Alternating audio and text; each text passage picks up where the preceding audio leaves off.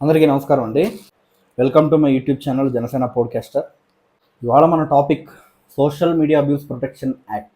పవన్ కళ్యాణ్ గారు ఏదైతే ప్రస్తావించారో అసెంబ్లీలో, దాని గురించి మనం మాట్లాడదాం. ఇది చాలా జనరిక్ టాపిక్. ఇది అంటే ప్రతి ఒక్కరికి అవగాహన అవసరం, ప్రతి ఒక్కరు తెలుసుకోవాలి. నేను జనసేన పార్టీకి సంబంధించిన వాడిని, పవన్ కళ్యాణ్ అమ్మని అనేది పక్కన పెట్టి, ఎందుకంటే ఇది మీరు కూడా సోషల్ మీడియా అబ్యూస్ మీరు ఫేస్ చేసి ఉంటారు. సో నేను జన సైనికుడు అనే విషయాన్ని పక్కన పెట్టి మనం దీన్ని మాట్లాడదాం, దీన్ని డిస్కస్ చేద్దాం. సో వీడియోలో మీ సలహాలు సూచనలు ఇవ్వండి. అండ్ ఇంకో చిన్న అనౌన్స్మెంట్ అండి, ఇక మీద నుంచి నేను every Sunday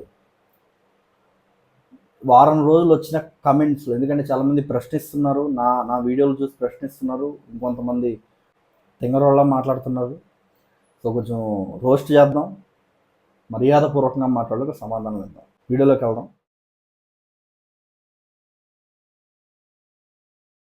social media abuse అనేది అది గ్లోబల్ ప్రాబ్లం. అంటే కేవలం ఒక ఇండియాలోనే కాదు, లేకపోతే ఒక ఆంధ్రప్రదేశ్లోనే కాదు, గ్లోబల్ ప్రాబ్లం. సో దాన్ని కంట్రోల్ చేయడం అన్నది చాలా చాలా అవసరం. అఫ్కోర్స్ మెటా కానీ గూగుల్ కానీ చాలా వరకు అబ్యూజివ్ లాంగ్వేజ్ని, అబ్యూజ్ వర్డ్స్ని వాడితే ఆ వీడియో, ఆ పర్టికులర్ పోస్ట్, ఆ పర్టికులర్ కమెంట్ బ్లాక్ చేసేస్తున్నారు. బట్ అది సరిపోట్లా, ఇంకా బలంగా చేయాలి. ఎందుకంటే నువ్వు ఇంగ్లీష్లో ఏదైనా టైప్ చేస్తే మెటా బ్యాన్ చేస్తుంది ఫేస్బుక్లో, లేకపోతే ట్విట్టర్లో ఆ రిలేటెడ్ కంటెంట్ ఏమైనా వేసి అబ్యూజివ్గా, ఇప్పుడు టెర్రరిజం అని కానీ, రేప్ అని కానీ ఇట్లా మనం మెన్షన్ చేసినప్పుడు దాన్ని తీసేస్తారు. అది కాకుండా నాకు నా మైండ్లో నాకు కొన్ని ఐడియాస్ వచ్చాయండి. ఎందుకంటే సోషల్ మీడియా అబ్యూస్ ఫేస్ చేసిన వాళ్ళలో ఎవరో అతీతులం కాదు, అందరం చేశారు. బట్ హయ్యెస్ట్ చేసింది జన సైనికులు. కాబట్టి నాకు కొన్ని ఐడియాస్ ఉన్నాయి. అంటే ఎవరు పడితే వాళ్ళు వచ్చేస్తారు, ఎవరు పడితే వాళ్ళు మాట్లాడేస్తూ ఉంటారు, వాళ్ళకి అసలు క్రెడిబిలిటీ ఉండదు, వాళ్ళు ఏం చేయరు, ఎక్కడున్నారో ఏంటి, వాళ్ళ అడ్రస్లు ఏంటి, ప్రూఫ్లు ఏంటి, ఏమీ తెలియదు. కొంతమంది అయితే డీపీలు పెట్టుకోకుండా తిరుగుతూ ఉంటారు. సో నాకు దీన్ని అరికట్టాలనిపిస్తూ ఉంటుంది, దీన్ని ఆపాలనిపిస్తూ ఉంటుంది. సో నా మైండ్లో నాకు వచ్చిన థాట్స్ దీని గురించి మాట్లాడదాం. కానీ మాట్లాడే ముందు అసలు ఏ స్థాయిలో ఈ అబ్యూజ్లు లేకపోతే ఈ ఫ్రాడ్స్, స్కామ్స్ జరుగుతున్నాయన్నది మనం చూద్దాం. ఒక సోషల్ మీడియా అబ్యూస్ అనే కాదు, స్కామ్స్ కూడా, లోన్ స్కామ్స్ కానీ ఆ ఫిషింగ్ టెక్నిక్ స్కామ్స్ కానీ, ఆ హ్యాకింగ్ అది కానీ, లేకపోతే బెట్టింగ్ యాప్స్ కానీ, ఇవన్నిటి గురించి మనం మాట్లాడదాం. మనం చిన్న డేటా మాట్లాడుకుంటే, ఫైనాన్షియల్ లాసెస్ ఈ సంవత్సరం 2024 ఫ్రమ్ జనవరి టు ఏప్రిల్ 2024 దాదాపు భారతదేశ ప్రజలు 1750 crores డబ్బు స్కామ్లో ఇరుక్కున్నారు.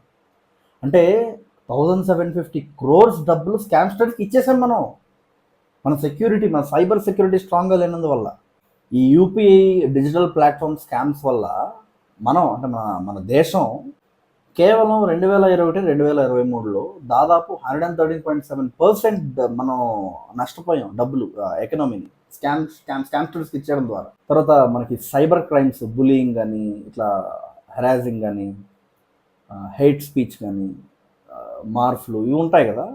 దీనివల్ల ఎంత నష్టపోయింది తెలుసా? 2023లో దాదాపు 21% మనం నష్టపోయాం.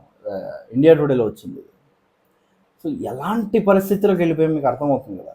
ఇంకా ఈ డిజిటల్ పేమెంట్స్, యూపీఐ స్కామ్స్ అయితే అక్షరాల 13.7 బిలియన్స్ మనం స్కామ్స్టర్స్కి ఇచ్చేసాం మనం డబ్బులు. 13.7 బిలియన్స్ బిజినెస్ టుడేలో వచ్చింది, ఇండియా టుడే బిజినెస్ టుడేలో వచ్చింది. సో దీన్ని అరికట్టడానికి పవన్ కళ్యాణ్ గారు పూనుకున్నారు.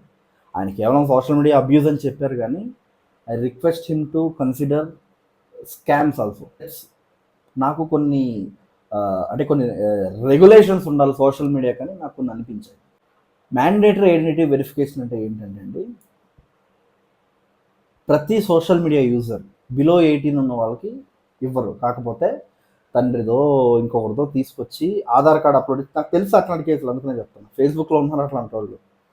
13 ఏళ్ళు, 12 ఏళ్ళు, 14 ఏళ్ళు కుర్రాళ్ళు సోషల్ మీడియాలోకి వచ్చేసి, ఈ గ్రూప్స్లోకి వచ్చేసి వాళ్ళు అక్కడ కనిపిస్తూ ఉంటారు నాకు, వేరే గ్రూప్స్లో. అంటే ఈ మీషో కానీ ఇట్లా ఆన్లైన్ సేల్స్ ఉంటాయి కదా, అక్కడ అక్కడ కనిపిస్తారు వాళ్ళు. అంటే అలాంటి వాళ్ళు చాలామంది ఉన్నారు. సో డెఫినెట్గా గవర్నమెంట్ 18+ ఉన్న వాళ్ళకి మాత్రమే ఇవ్వాలి. ఒకవేళ ఇక్కడ ఇంకొకటి ఉంది, ఆధార్ కార్డులో ఒక నేము, సోషల్ మీడియా అకౌంట్కి ఒక నేమ్ ఉంటే దానికి ఎక్స్ప్లెనేషన్ ఇవ్వాలి. ఇప్పుడు ఉదాహరణకి నేను జనసేన పాడ్కాస్ట్, ఎందుకు జనసేన పాడ్కాస్ట్? నేను జన సైనికుడిని, జనసేన పార్టీకి సంబంధించిన వాడిని, పవన్ కళ్యాణ్ గారి అభిమానిని, పవన్ కళ్యాణ్ గారి కోసం మాట్లాడతా, పవన్ కళ్యాణ్ గారి కోసం పనిచేస్తా, పవన్ కళ్యాణ్ గారి కోసం ప్రచారం చేస్తున్నా, పవన్ కళ్యాణ్ గారు చేస్తున్న పరిపాలన చెప్తున్నా. సో నేను జనసేన పాడ్కాస్ట్. ఇలా ప్రతి ఒక్కరూ they have to give explanation to the government. మెటాకో వాళ్ళకి కాదు, బాగా గుర్తుపెట్టుకోండి, గవర్నమెంట్కి ఇవ్వాలి ఎందుకు నా పేరు అలా ఉంది అని. ఈ యాక్ట్ ప్రకారం strict penalties for cyber abuse. ఎవరైనా చిన్నపిల్లల్ని, భార్యల్ని తిడితే, ఎవరైనా సరే, వైసీపీ వాడైనా, టీడీపీ వాడైనా, జనసేన వాడైనా, భార్యల్ని తిడితే without any question, without any compromise వాళ్ళకి ఇమ్మీడియట్ పెనాల్టీస్ ఉండాలి. ఇమ్మీడియట్ పెనాల్టీస్ ఉండాలి. అది కాకుండా పబ్లిక్లో వాళ్ళు వేసిన పోస్టులు పెట్టి, పబ్లిక్లో మీడియా అందరి సమక్షంలో పోస్టులు పెట్టి, ఆ పోస్టుల్ని ఇప్పుడు మా ఆయన్ని విడుదల చేయాలని చెప్పి అనిల్ బోరగడ్డ భార్య చెప్తుంది కదా, వర్రా రవీంద్ర రెడ్డి భార్య చెప్తుంది కదా, వాళ్ళని ఏం చేయాలంటే పోలీసులు పబ్లిక్లోకి తీసుకొచ్చి, ఇదిగో ఇది నీ హస్బెండ్ వేసిన పోస్టు, ఇప్పుడు చెప్పు ఇదే పోస్టు నేను ఎవరన్నా నీ మీద వేస్తే వాళ్ళని నువ్వు ఇలా వదిలేయమంటావా? అక్కడే క్వశ్చన్ చేయాలి. అంతకన్నా అవమానం ఇంకోటి ఉండదు వాళ్ళకి. ఇంకోసారి చేయరు. ఎందుకంటే పోస్ట్ పెట్టే ముందు ఆలోచిస్తారు, వీడియో చేసుకుంటూ ఆలోచిస్తారు. మైక్ ముందరకు వచ్చి పవన్ కళ్యాణ్ భార్యలకి పిల్లలకి రేప్ థ్రెట్స్ ఇవ్వాలంటే ఆలోచిస్తారు. అలాంటి అంటే you have to humiliate them. చాలది, వాళ్ళ సమాజంలో బతకలేరు. నువ్వు రాజకీయాల్లోకి వచ్చి పాలసీ మేకింగ్ మీద మాట్లాడకుండా బూతులు మాట్లాడుతున్నావు అంటే నా పరువు పోద్ది. ఇది తెలియాలి, క్లియర్గా తెలియాలి. అసలు రేపనే రోజు జగన్మోహన్ రెడ్డి గారు ఎంత డబ్బు ఇచ్చినా ఎవడో తిట్టకూడదు ఎవరిని. అలాంటి పరిస్థితికి రావాలి. ఇంకొకటి, స్పెషలైజ్డ్ సైబర్ క్రైమ్ యూనిట్స్ ప్రతి ఊర్లో ఉండాలి, ప్రతి నియోజకవర్గంలో ఒకటి ఉండాలి. మేము ఎప్పటి నుంచో చెప్తున్నాం, కౌలు రైతు భరోసా యాత్ర అంటే 3 పెళ్ళిళ్ళు ఎందుకు వస్తున్నాయని నా ఎన్నెల నాగార్జున యాదవ్ అని చెప్పి మేము చెప్తే, పవన్ కళ్యాణ్ అఖిలానందన్ పవన్ కళ్యాణ్కి పుట్టిరా అని అడుగుతారు. అలాంటి వాళ్ళని ఏం చేయాలి? తొక్కి పెట్టి నారకి నర తీసేయాలి. అది ఎవరి ఫ్యాన్ అయినా సరే. నేను పవన్ కళ్యాణ్ ఫ్యాన్స్ నేను సమర్థించట్లా ఇక్కడ. I'm very very clear. నేను స్టార్టింగ్లో చెప్పిన మాటకి ఇప్పుడు కట్టుబడి ఉంటున్నా. ఆ గని అనే అతను ఒక ట్విట్టర్లో ఒక అతను ఉంటాడు. తొక్క తీసేయాలి, ఒక్కొక్కడికి చెప్తున్నా, తోలు తీసేయాలి. పవన్ కళ్యాణ్ గారు జగన్మోహన్ రెడ్డి గారి ఇంట్లో ఆడవాళ్ళని మీరు తిట్టకండి అని చెప్తే, జగన్మోహన్ రెడ్డి గారు మెన్షన్ చేసి వాళ్ళ ఇంట్లో ఆడవాళ్ళని తిడతాడు. దిక్కుమాలిని ఎదవాడు సినిమా యాక్టర్ జూనియర్ ఎన్టీఆర్ గారి భార్యని తిడతాడు. అప్పుడు మేము తిట్టిన వాళ్ళమే. కానీ పవన్ కళ్యాణ్ గారు ప్రజాక్షేత్రంలోకి వచ్చిన తర్వాత సినిమాలు అనేది మనకు లీస్ట్ ప్రయారిటీ అవ్వాలి. Public is watching us. Mahesh Babu గారి భార్యకి ఏంటి సంబంధం? జనసేనకి మహేష్ బాబు గారి భార్యకి పవన్ కళ్యాణ్ ఫోటో పెట్టుకుని మహేష్ బాబు గారిని భార్యను తిడతావు సిగ్గు లేకుండా. వాళ్ళు తిడుతున్నారు కాబట్టి నేను తిడుతున్నా అంటావా? వాళ్ళ హీరో లేకపోతే వాళ్ళ నాయకుడు, వాళ్ళు ఇష్టపడే ఒక వ్యక్తి, వాళ్ళకేం గైడ్లైన్స్ ఇవ్వాలా? మనకిచ్చారా? మనకు ఉండాలి ఆ బుద్ధి. పవన్ కళ్యాణ్ ఫ్యాన్స్లో కూడా అబ్యూస్ చేసేవాడిని నో, తిట్టకూడదు. నమ్రత గారికి ఏం సంబంధం? చిన్న పిల్ల పేరు నాకు గుర్తులేదు, చిన్న పిల్ల మహేష్ బాబు గారి కూతురు, తనకేం సంబంధం? అల్లు అర్జున్ గారి కూతురికి ఆయన భార్యకి ఏంటి సంబంధం?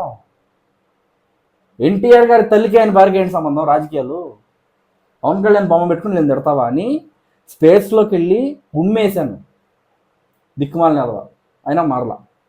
నేను ఏమంటున్నాను, అబ్యూజులు మానండి అని స్వయానా పవన్ కళ్యాణ్ గారు ప్రామిస్ చేస్తే 10ల సంఖ్యలో నేను ఆ వీడియో నేను నా ఛానల్లో ప్లే చేశాను, వేరే వీడియోలో వచ్చి మాట్లాడినప్పుడు 2022లో చెప్పాడు, అక్టోబర్ అనుకుంటా.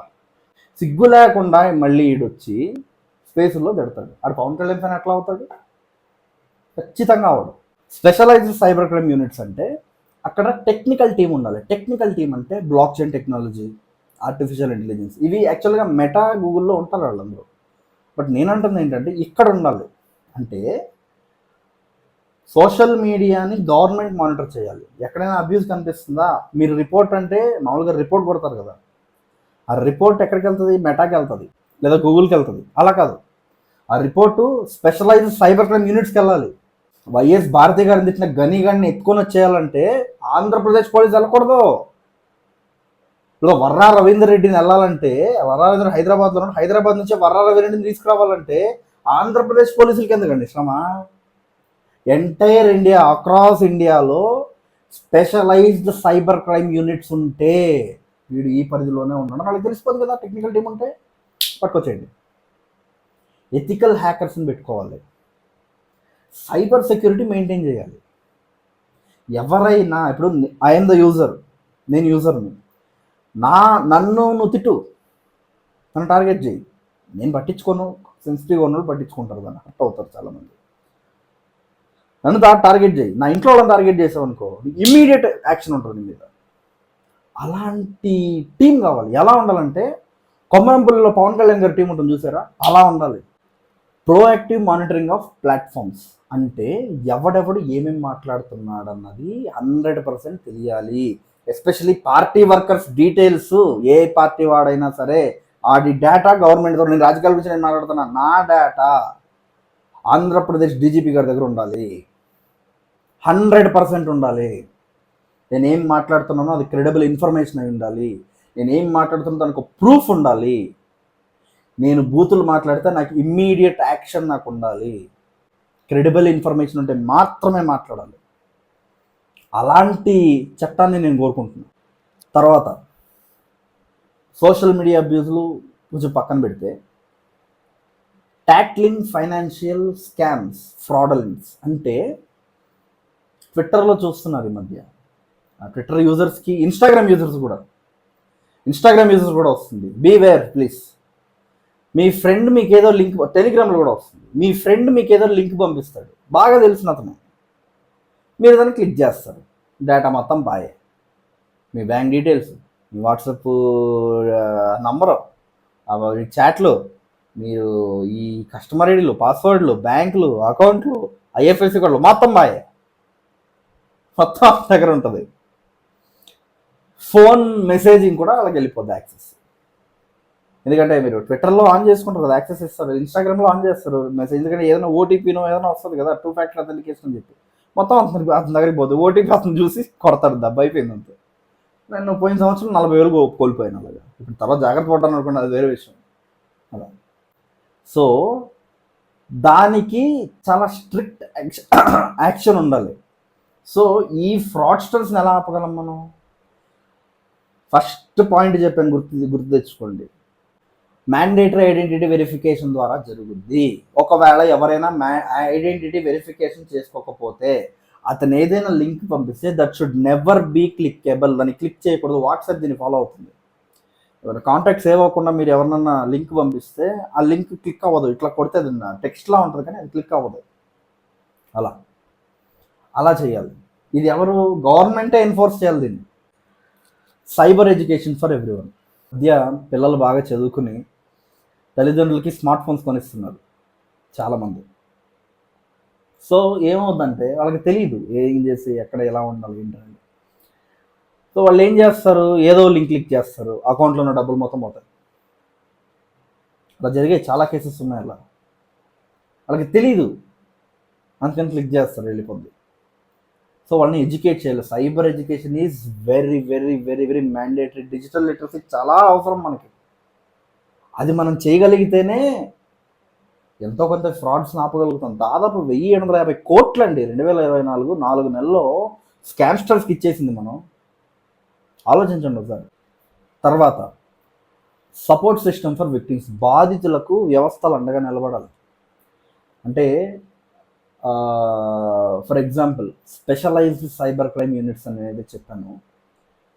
ఉదాహరణకి ఎవరో ఒకరు విక్టిమ్ అనుకోండి, ఆ విక్టిమ్ బాధితుడు వెళ్ళి నా ఫోటోలు ఇట్లా మార్ఫ్ చేశారని చెప్పి పెడితే, ఆ మార్ఫ్డ్ పిక్చరు ఏదో స్క్రీన్ షాట్ ఏదో పెడతారు కదా, కేసు ఊరికే ఉత్తినే పెట్టరు కదా, స్క్రీన్ షాట్ పెట్టి ఎంటైర్ డిజిటల్ ప్లాట్ఫామ్స్లో Google, Yahoo, Bing, entire digital వాట్సాప్తో సహా, టెలిగ్రామ్తో సహా ఎంటైర్ డిజిటల్ ప్లాట్ఫామ్స్లో ఆ ఫోటో ఎక్కడున్నా దట్ షుడ్ బి డిలీటెడ్. దాని అంతట అదే ఆటోమేటెడ్ సిస్టమ్ ద్వారా ఎగిరిపోవాలి ఆ ఫోటో, ఉండకూడదు. అలాంటి వ్యవస్థని మనం తీసుకురాగలిగితే తప్పకుండా we can ensure the safety for Andhra Pradesh people. Pawan Kalyan గారు దీన్ని అర్థం చేసుకుంటారని భావిస్తూ, ఒక్క సోషల్ మీడియా అబ్యూజే కాదు సార్, సోషల్ మీడియా స్కామ్స్ కూడా. పాపం అనిల్ కుమార్ యాదవ్ గారు, మాజీ మంత్రి గారు, ఆయన కూడా తగులుకున్నారు లోన్కి సంబంధించిన వాళ్ళు. బెట్టింగ్ యాప్స్ మీద కూడా దృష్టి పెట్టాల్సిన అవసరం ఉంది. చాలామంది సూసైడ్ చేసుకుని చచ్చిపోతున్నారు. 2 కోట్లు 5 కోట్ల 5 కోట్ల అప్ప 5 కోట్ల అప్ప బెట్టింగ్ ఆడుతూ చచ్చిపోతున్నారు. చిన్నపిల్లలే, 20 ఏళ్ళు 25 ఏళ్ళ పిల్లలు చచ్చిపోతున్నారు వాళ్ళు. దయచేసి దీన్ని చాలా వెరీ వెరీ సీరియస్గా తీసుకుని ఈ 5 ఇయర్స్లో ట్విట్టర్ని ఎలా అయితే క్లీన్ చేశారో, ఎంటైర్ డిజిటల్ ప్లాట్ఫామ్స్ని క్లీన్ చేసేయండి. మీరు అన్నట్టు పవన్ కళ్యాణ్ గారు, దేశం మొత్తం ఆంధ్రప్రదేశ్ వైపు చూడాలి, దేశం మొత్తం చూడాలి. అది నేను చెప్పాలనుకున్నది. మీరు మీ అభిప్రాయాలని కమెంట్స్లో తెలియజేయండి. ఇంకా ఎలా బెటర్ చేయగలను దీని నుంచి చెప్పండి. Thank you. జై జనసేన, జై హింద్.